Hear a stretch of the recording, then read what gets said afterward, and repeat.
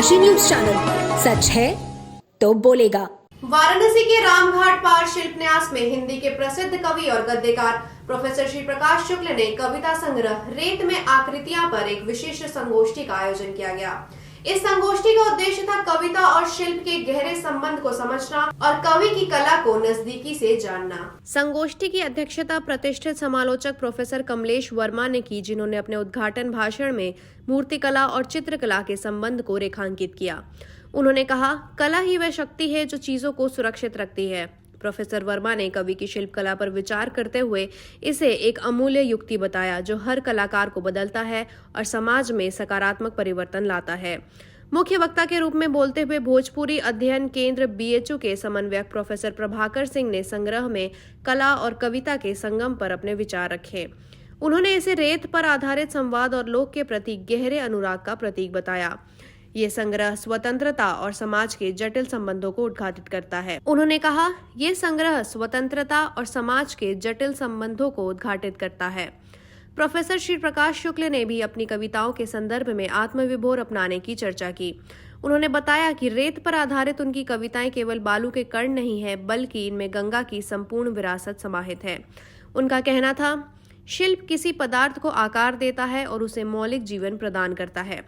कला समीक्षक राधाकृष्ण गणेशन ने श्री प्रकाश शुक्ल को रेत के अंतरंग क्षणों को पकड़ने वाला कवि बताया। वहीं समीक्षक डॉक्टर महेंद्र कुशवाहा ने कविता और कला के सामंजस्य को रेखांकित करते हुए कहा कि दोनों के शिल्प में एक जैसी खुशबू होती है, जो साहित्य और कला को एक दूसरे के करीब लाती है। असल में मेरे द्वारा लिखित रेत में आकृतियाँ नाम से कविता संग्रह प्रकाशित हुआ है, जिसमें कुल 66 कविताएं संकलित हैं। तो वो जो कविताएं हैं रेत में आकृतियाँ संग्रह में, वो रेत में आकृति की खोज का जो आयोजन राम छाट पार न्यास द्वारा प्रत्येक वर्ष 19 जनवरी यानी कल के दिन होता है, उस पृष्ठभूमि में लिखी हुई ये कविताएं हैं। लेकिन जाहिर सी बात है कि उस शिल्प से प्रभावित है, उनका ये अनुवाद नहीं है। तो कल यहाँ के जो काशी के प्रसिद्ध मूर्तिकार हैं मदन लाल जी, तो वे अपने गुरु राम छाट पार के स्मृति में 19 जनवरी को रेत में आकृति की खोज का आयोजन कर रहे हैं, रेत में उस पार।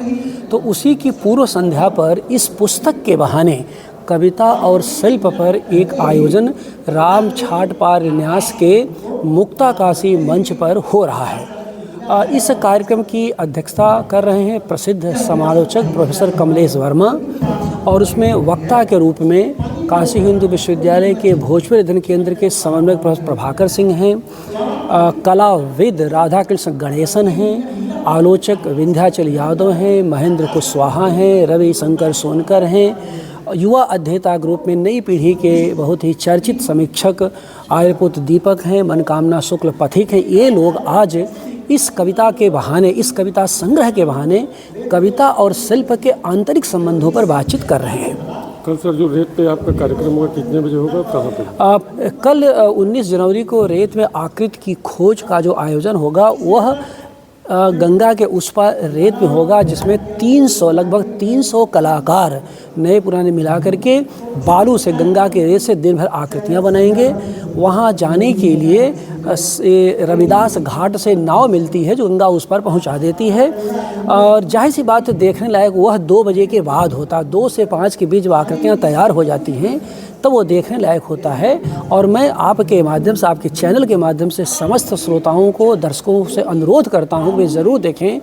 कल 23वां रेत में आकृति की खोज का आयोजन है, और वहीं पर कविता पर भी बातचीत होगी। पूर्वांचल की खबरों से जुड़े रहने के लिए आज ही सब्सक्राइब करें हमारा YouTube चैनल डनकाशी, और हाँ, लेटेस्ट अपडेट्स के लिए बेल आइकन को प्रेस करना ना भूलें। और आपके पास है कोई जानकारी या है कोई सूचना, तो हमारे दिए गए नंबर पर आप हमसे संपर्क कर सकते हैं।